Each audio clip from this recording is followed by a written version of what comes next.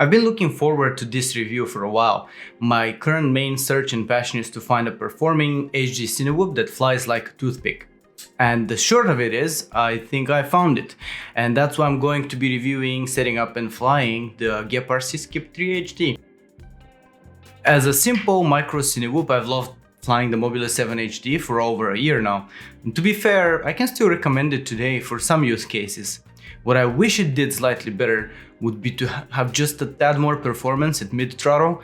On the other hand, getting into toothpicks last year with the GEPRC Phantom and the Emax Tiny Hawk Freestyle was a very fun experience. These little quads fly and handle superbly and are to date my favorite toothpicks. They are such a joy to fly, but cannot record full HD videos.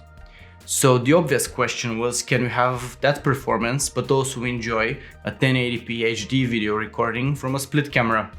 And this is the use case the Skip 3 HD is trying to cover: give you full HD recording while flying like a racer. Having unboxed a few other GEPRC products so far, the unboxing experience is pretty consistent and minimalistic. You get a GEPRC branded box with the items inside.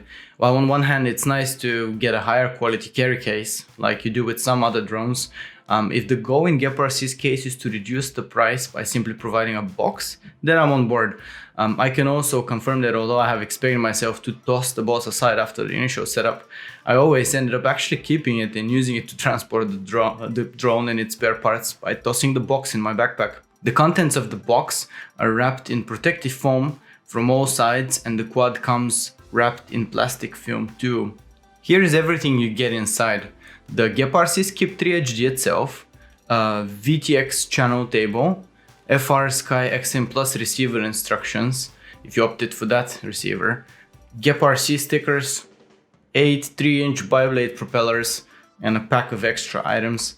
In the additional items pack you can find camera configuration joystick, screwdriver, hex tool, landing leg sticky foam pads, an extra battery velcro strap, spare screws, antenna tubes, and tube end tips. The GEPRC Skip 3 HD is about 115 millimeters motor post to motor post. The dry weight without any props is 69.5 grams. The weight with half.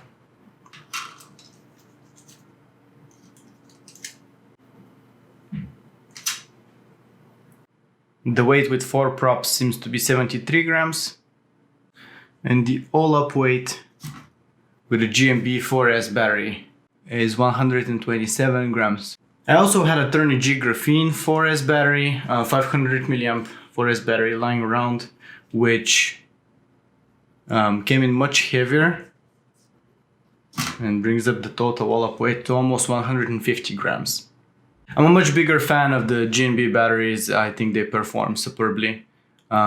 These ones that I'm using are a 4S 520 milliamp hour pack and much lighter than the Turnigy batteries. The quad looks gorgeous overall, but let's talk specs. The Skip 3 HD comes with the same motors you might have seen earlier on the GEPRC CinePro 4K. These are the GR 1105 5000 kV motors. At this kV, this quad is intended to run on 4S batteries, although you could go as low as 2S. Whatever the case, however, the product page warns about not running tri-blade props, since those would draw more current and could burn your motors. I'll probably test that for you so you don't have to take the chance, but more on that when we get to the flying part. The props that the GEPRC Skip 3 HD comes with are these 3-inch or 75mm bi-blade props that weigh just about less than a gram per prop. The motor wires are braided, which is a nice touch if you're into that sort of thing.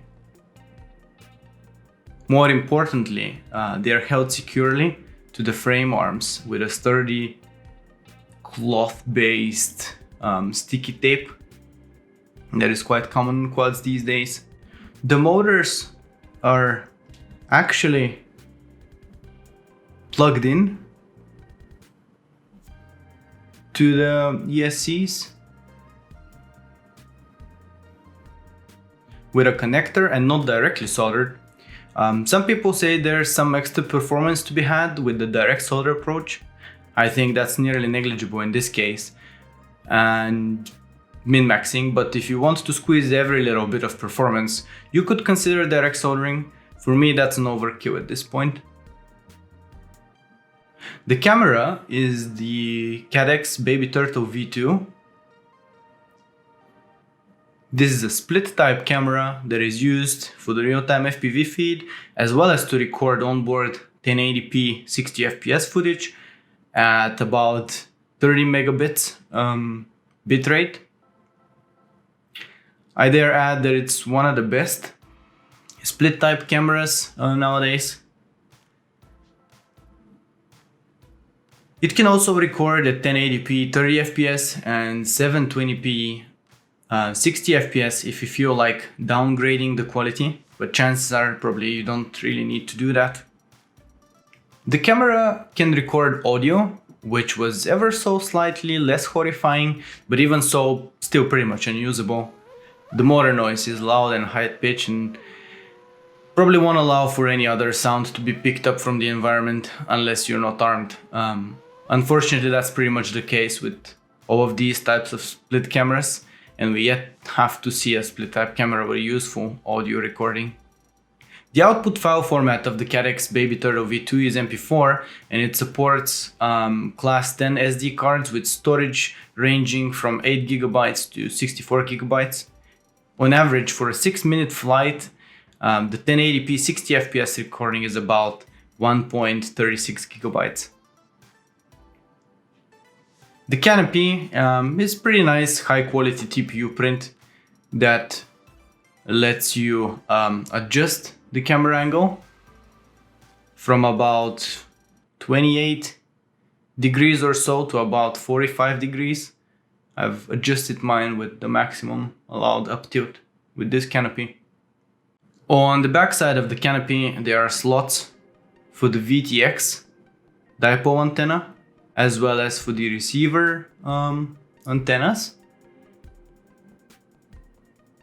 The VTX is power switchable between 25, 100 and 200 milliwatt. A capacitor is soldered to and shrink wrapped together with the XT30 connector. This is pretty much a standard nowadays, so nothing special about it. A battery strap comes pre-installed under the quad, so you're gonna be bottom mounting your batteries. And there is also a rubber battery pad to provide additional grip and keep your battery in place when flying around or in crashes. If we take a look at how the flight stack is set up inside, at the bottom we have this GEPRC or GEP 12 amp F4 all-in-one board.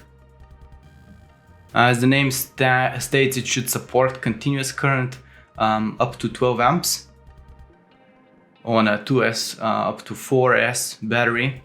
The firmware target for this flight controller is Maytech F411. Above the flight controller is the Cadex Baby Turtle V2 board. This is also where you would plug in your SD card right here, as I have mine installed right there.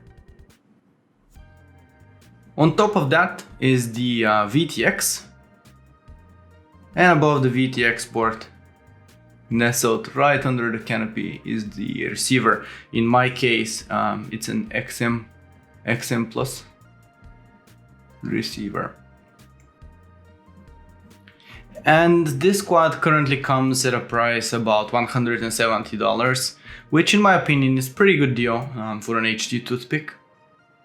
To get up and running with the GEPRC Skip HD3, we would need to bind the quad to a radio transmitter, take a look at the Betaflight configuration, install the antenna tubes, consider battery mounting options, put the props on, install an SD card, and get out flying.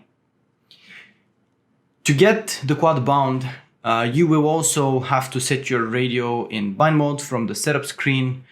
If you're using an FR Sky radio, then plug in the battery to the drone while keeping the FR Sky XM Plus receiver's bind button depressed.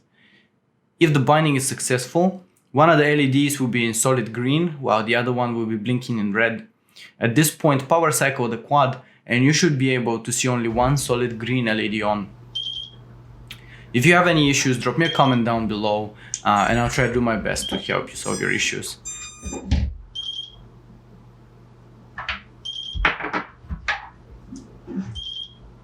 And if you've done it successfully, you should see the receiver have a solid green light and a blinking red.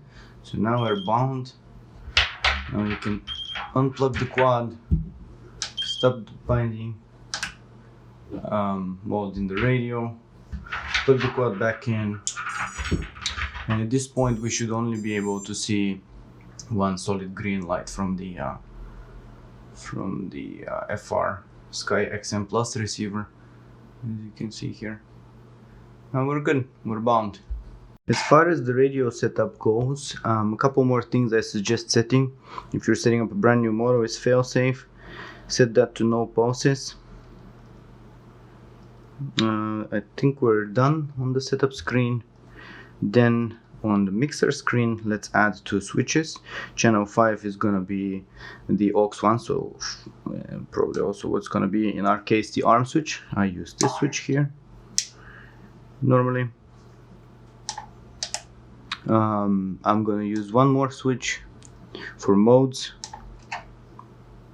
Horizon mode, acro mode, horizon mode, acro mode. Okay.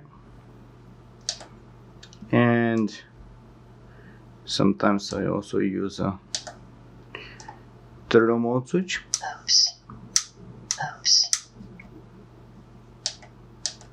So we're all good. We have 3 additional switches available now. I'm thinking if there is anything else to do in the radio. You should in general tweak the outputs here so they actually match good values. For example, channel 1 for me is throttle, and you always want to see that when your throttle is maxed down, you want to see a value of 1000, not 988 in this case, and 2000 at the max level, with 1500 in the middle. In general, it's a fairly straightforward procedure where you edit the min and max values here. I can show how it looks for the throttle channel. So while you have the stick down, you see the value at the top right is 988. You want to adjust this min value until the value at the top right reaches a value of 1000, and same for the max value. Here we want to reduce the max value just a little bit until the maximum channel value is 2000. That's about right. And you want to do that for all the channels. Next, we're gonna check the Betaflight configuration. First things first, if for whatever reason you have your props on, make sure to take them off. Always take off your props when working on your quad and connecting it to power. I always recommend you back up your existing Betaflight configuration before making any changes, just in case things get messy and you want to roll back. I'll show you how to do just that in just a second. But in case you didn't have a backup on time, there's a copy of the GEPRC Skip HD3 stock configuration on my blog, link in the description of the video. However, to produce your own backup, connect the quad to your computer via the micro USB port, start Betaflight, go to the CLI tab, type dump in the command box input, and press enter. Then click the button to save the config dump to a file, and this is your full configuration dump. It could be useful to roll things back the way they were, should you ever need to do so. So let's take a look at how the quad is set up out of the box by the folks from GEPRC.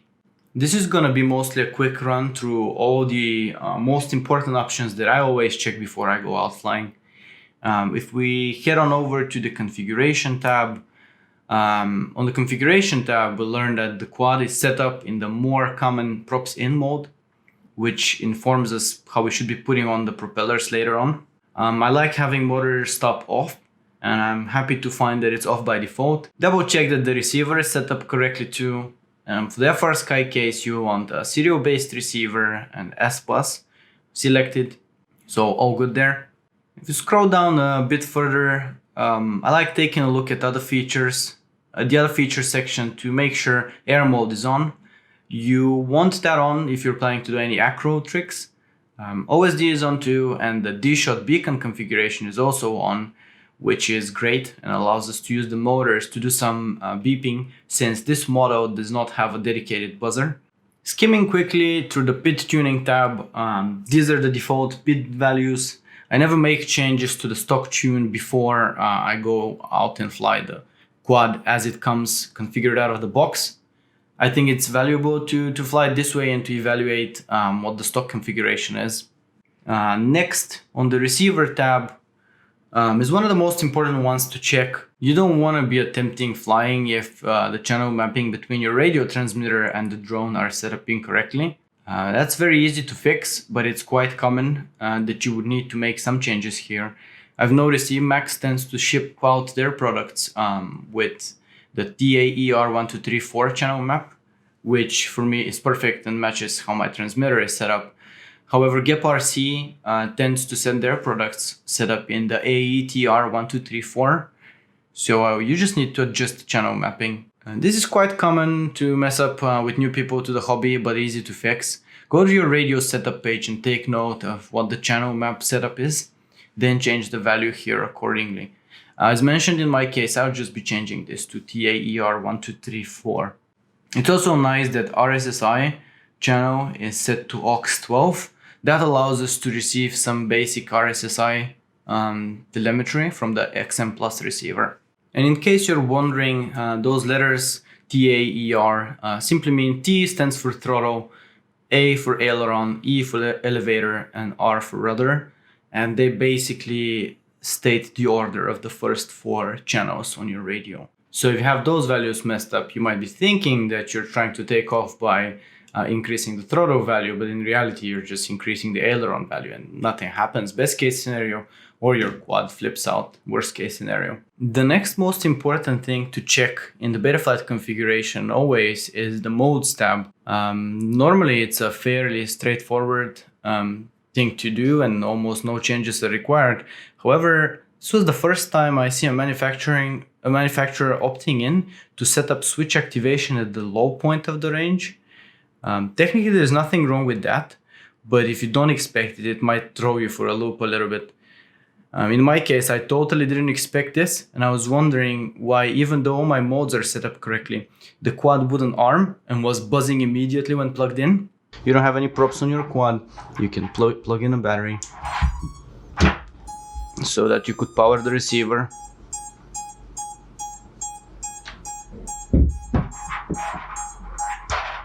So the only thing I had to change here was to drag the range sliders to the upper end for the arm mode on aux1, and the same for the beeper on aux3.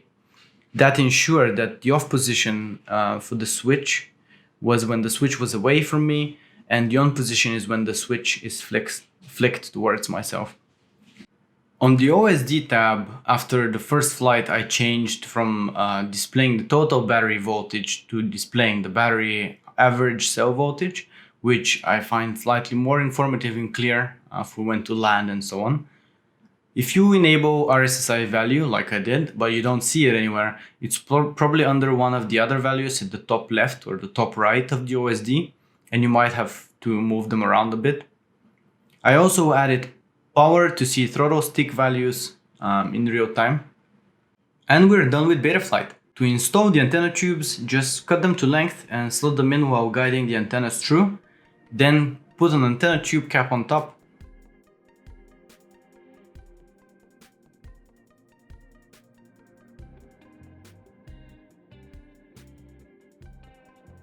Because this is an HD capable quad, we need also to install an SD card, so definitely don't forget to do that.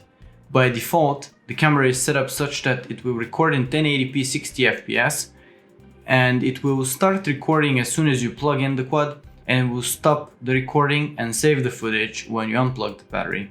It works in a very convenient way.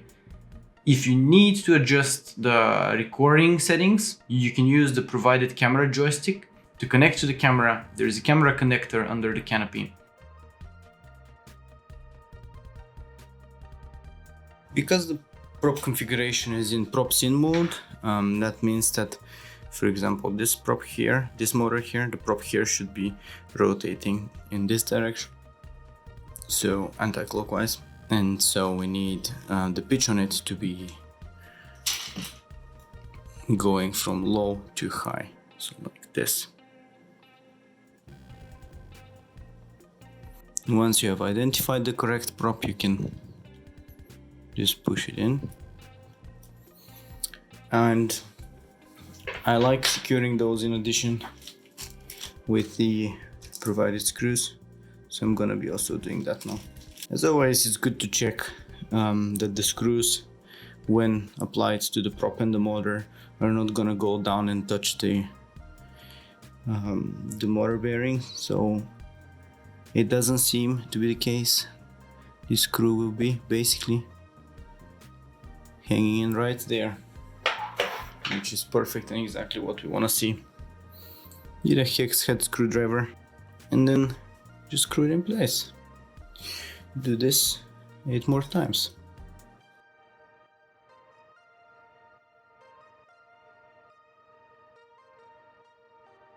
For this motor in prop scene, it goes from low to high in this direction. That means that this and this motor have the exact same setup.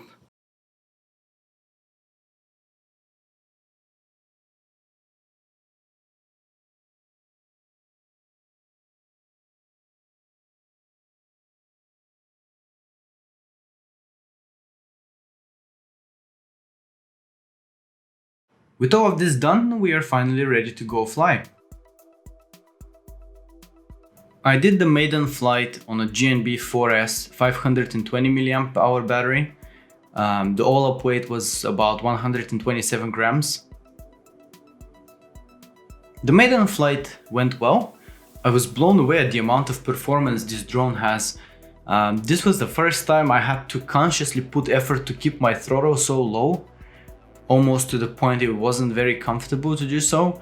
I think the majority of the flight, I was just getting used to how the GEPRC Skip HD3 flies, and I had to do my best to keep the throttle at around 25 to 30%. And the reason for that is that if you go slightly above that value, the quad just takes off. This genuinely made me wonder about how it would fly on a 3S or even on a 2S battery. However, there is no doubt that if you need performance and fly on 4S, the Skip 3 HD will deliver. Granted, I was not pushing too hard this first flight, but I still got over 6 minutes of flight time, which is pretty good and talks to me about efficiency. This could be extended further if you fly on an even larger battery. I flew on this GNB 4S 520 mAh, but I can easily see how the quad can handle a 650 mAh battery without sacrificing too much performance for the extra weight. Let me know if you tested that and it worked out for you. If you get the Skip 3 HD, clearly you care about the HD footage. This may mean that you sometimes want to zip around racer style, which this quad can do perfectly, and maybe sometimes you want to go smoother and slower around objects, cinewhoop style. The Skip 3 HD can do both of these things nicely. I'm not the biggest fan of biblade props. I think in general I prefer tri-blade props because of the easier handling, and in many cases the performance efficiency loss when compared to biblade props is nearly negligible, I dare say. But this is my personal preference, and I know of many people who swear by and prefer biblade props. I don't think there is a right answer here, it's more about preference and what flight scenario you're trying to accommodate.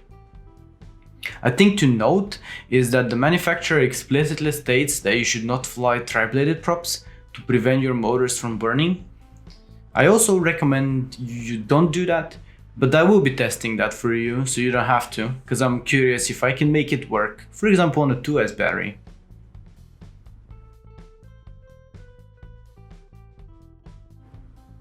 The next flight test was in a big open field on a windy day.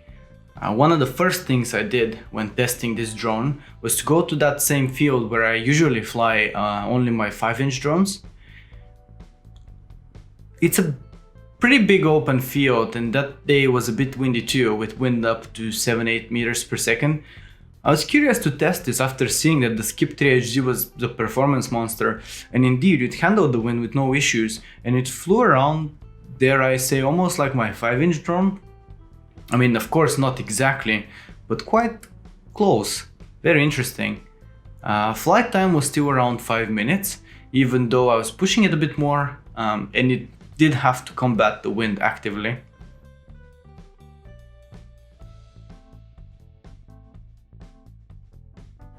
I then also added to that equation a test on the heavier Turnigy battery I had lying around. It's a Turnigy 4S 500 mAh battery. I'm not a big fan of this battery.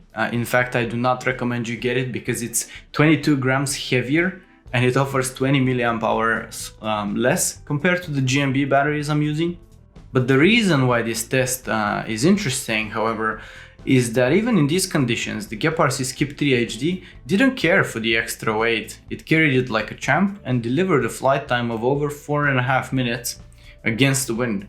I think that's cool, and I'm pretty sure you will get even better results on a good GMB battery. For example, a 4S GNB 650 mAh battery would be about 25 grams heavier than the 4S GNB 520 mAh battery I was testing with, but will provide 130 more milliamp hours more capacity. I'm not planning on testing that scenario, however, because I'm pretty happy with how it flies on the 520s I have.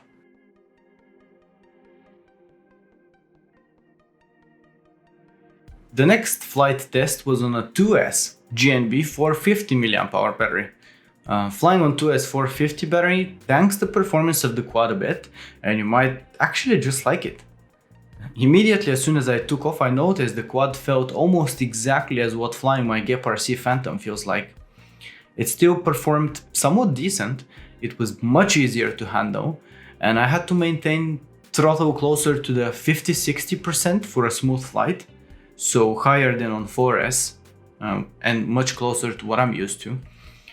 I don't recommend getting 2S batteries if you're buying now, but if you have some lying around, it's good to know that you could use them and you could actually get a decent flight experience from them. They might be particularly useful if you attempt some cinewhoop sessions.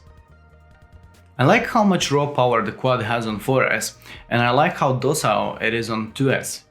Naturally, it makes me think flying it on 3S battery might be some nice middle ground. However, I don't have any good 3S batteries on my hands right now, and I won't be able to test that use case. But definitely stay tuned for future videos. Okay, today we have a very interesting test to do. The GEPRC Skip 3 HD, which is not recommended to be flown with tri-blade props because it could lead to burning motors. And that's exactly what we're gonna do today. We're gonna fly it on tri-blade props. We're gonna start by taking it easy and flying it first on a 2S battery, which hopefully really won't burn the motors, and then we're gonna fly it on this 4S battery. Let's see how this handles. I really do not recommend you do this next bit. The next test flight was on a 2S battery with a tri-blade Avan Rush 2.5-inch prop. As mentioned, the GEPRC Skip 3 HD product page explicitly states you should not try to run it on tri-blade props because it could lead to burning your motors. However, I was really curious and I went ahead and I did it for you so you don't have to wonder. And even though my first couple of test flights went well and I burned no motors, yay, I'd like to stress that I do not recommend you do this, and if you do, do so at your own risk. I decided to fly my favorite Avan Rush 2.5-inch tri-blade props. To begin with, I started with a 2S flight, and I was just cruising around at first, looking at the AMP's drone, On average, we're going around 4 to 6 amps, which is pretty decent.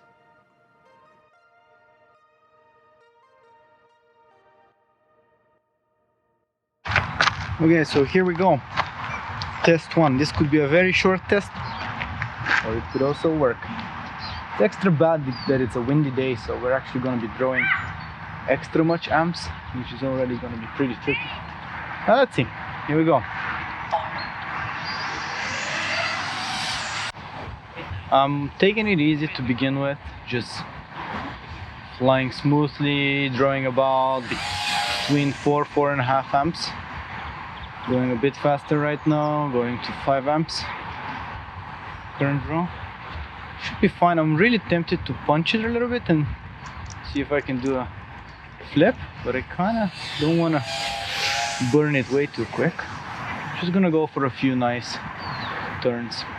The thing I like about the tri-bladed props is that they do fly much nicer, in my opinion at least. They make the quad so easy to handle, it's crazy. Like, I just love how these Avan Rush 2.5 inch props fly. Okay, here we're gonna go for a... Okay, yeah. Just did a flippy floppy. Here is another one. Seems to be doing just fine. Now remember, we're still only testing on a 2S battery, so we're slightly under 3.5 volts. We're gonna bring it in for a landing, 4.5 minutes flight time.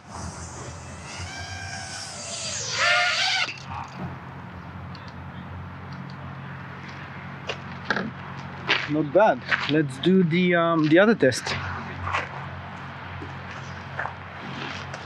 Let's change to the 4S battery and fly that and see how that works. So far so good.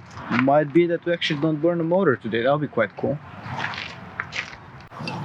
We're gonna guide this balance cable between the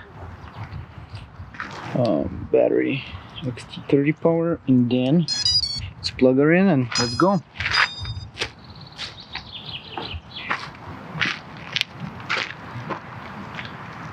Let's see what we can do with the 4S battery.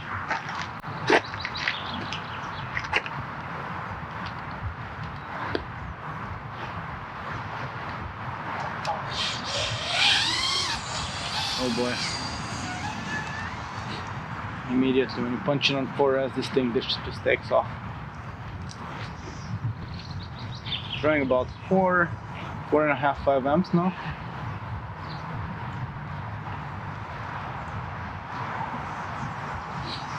But I'm immediately already flying at about what, 20% throttle only, barely. Trying to stay as low throttle as possible because this thing is floaty. It's really performing, and if I just punch the throttle up, it just goes into the sky. Man, it's fast. I'm gonna punch here. That was an interesting thing that the I saw a bit more breakup on the VTX when I punched there, so it could be that we're approaching some sort of a limit of how much the flight controller can handle in terms of, or the ESC's flight controller can handle in terms of amp drawage. Wow, this thing just goes to space. Very cool. I don't know if you're seeing this, but I'm like barely at 10 to 15% throttle, and yeah, this thing is fast. Going a bit further away here, all the way here at the back. I've actually never flown any drone all the way at the back there.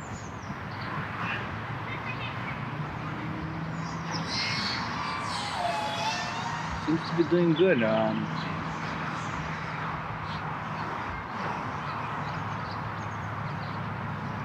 gonna do a couple more of those very big laps just to see if we could go extra fast. Also, let's see how we can take this turn here. Not bad. Drawing up to 8 amps right now.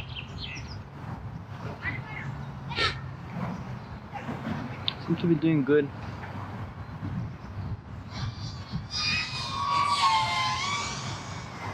Five amps. 8-9 amps there in the corner. My god, this thing goes fast. I mean, take it for what it is. I think the I can't promise you that if you fly it like this on a 4S battery with tri-blade props, you're not gonna burn the motor, because even on the product page it's mentioned that you shouldn't be doing that. But it seems to be doing just fine, and to be fair, I think that's how I'm going to be flying this GEPRC Skip 3 HD. It's a much more familiar flight experience for me. I love how the tri-blade props fly.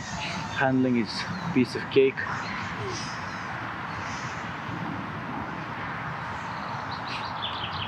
So far no downsides. Even the fact that we downsized the props a bit, we went to 2.5 inch from the bigger ones, is not a big deal. I mean, there's still plenty of performance in this thing. Like, if I'm honest, it's still a bit too fast for me because I still gotta keep the throttle so low.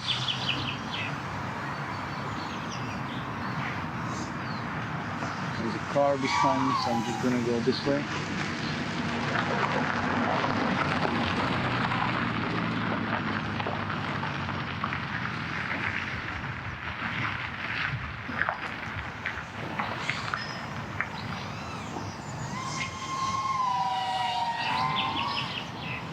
I'm also not very sure, but I think the quad is just a tad bit more silent with these props. They're quite stealthy. It's not gonna bug out of people as much. 3.6 volts on the battery. Again, gonna try to fly it up until 3.5 volts probably. Hearing a bunch of cars.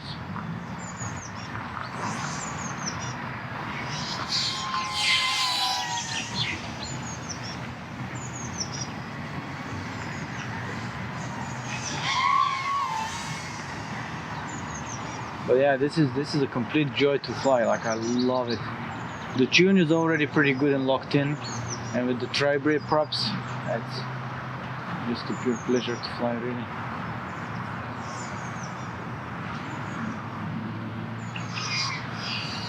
.6 volts on that battery, 5 minutes of flight time on the tri-blade props. I think I found the winner. Obviously, as I mentioned, I don't recommend this because we don't know yet if this is something that is not going to reduce the longevity of your ESCs, but I'll be flying it like that, and I guess I'll let you know in a couple of months if I've burned ESCs or not. 3.5 volts, going strong. I'm gonna go up here because that car is a car here. Somewhere 3.5 volts. We'll make one last small lap here and then come in for a landing. There's another car coming in.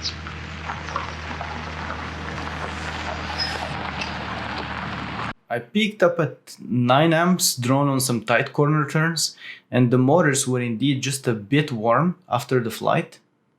We certainly need to take into account that it was not a very warm day, maybe around 7-8 degrees Celsius, which is 44-46 Fahrenheit, and there was some cool wind. I mentioned this just in case it was what made the difference between cooled and burned motors. I think going forward I'll be flying mostly on 4S and with the tri-blade props and see how far we can get. I might add a slight throttle limit, mostly to bring the normal cruising throttle values to slightly below mid-stick position, to like 35-40%, which is how I'm used to flying. I don't recommend you do this with the tri-blade props, but I'm a big fan of the Avan Rush tri-blade props. They perform very nice, handle superbly, and they're very quiet. My theory is that GEPRC says you shouldn't use 3-inch tri-blade props at the same size as the stock bi-blade props that the drone comes with. I expect everything to be just fine and not have any excessive amps drawn due to the fact I'm going down to 2.5 inch in size with the Avan Rush tri-blades, but only time will tell.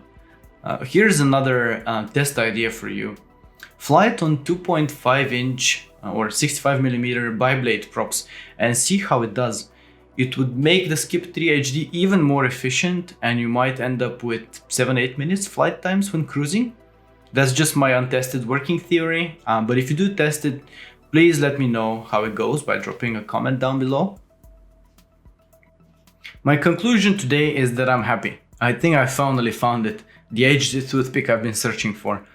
Simply put, the GEPRC Skip 3 HD marries the HD capabilities of a drone like the Mobile 7 HD with the flight performance of a toothpick like the GEPRC Phantom or the Emax Cinewhoop Freestyle.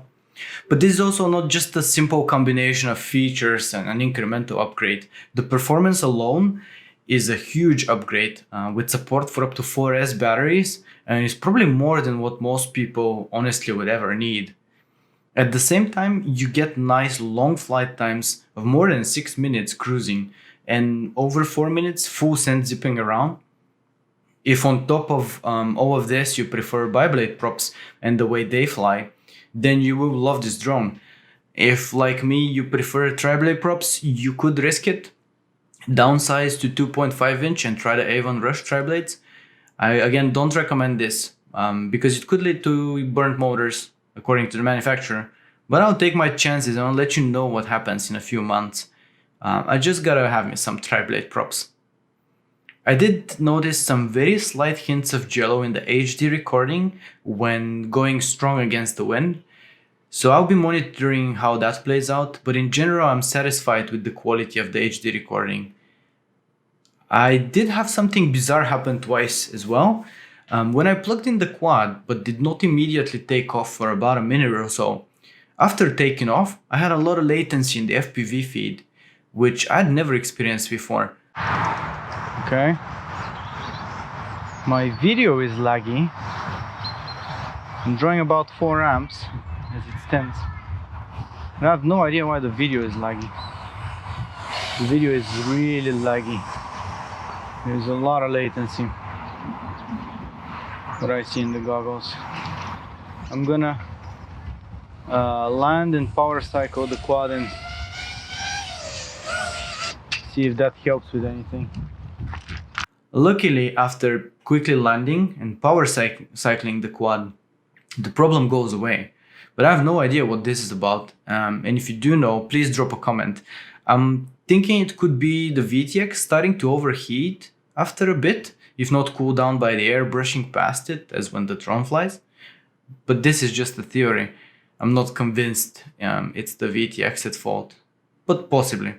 It's also not a consistent thing. It only happened a couple of times in about 10 or so flights, but I'm definitely convinced it's worth knowing about. I'm looking forward to flying this quad a ton more this spring and summer, and I feel pretty happy about it because I seem to have finally found a toothpick that can record HD and also flies like a rocket. If you've made it this far, I'd like to thank you for watching and for your support, and to ask you to leave some feedback by dropping a comment down below. Let me know what you liked, what you disliked. Leave some constructive feedback, which is very much appreciated and it helps me a lot. Also, please consider hitting the like button for that YouTube algorithm. It really helps other people discover the video as well. Subscribe for more FPV tips. Thank you so much and happy flying!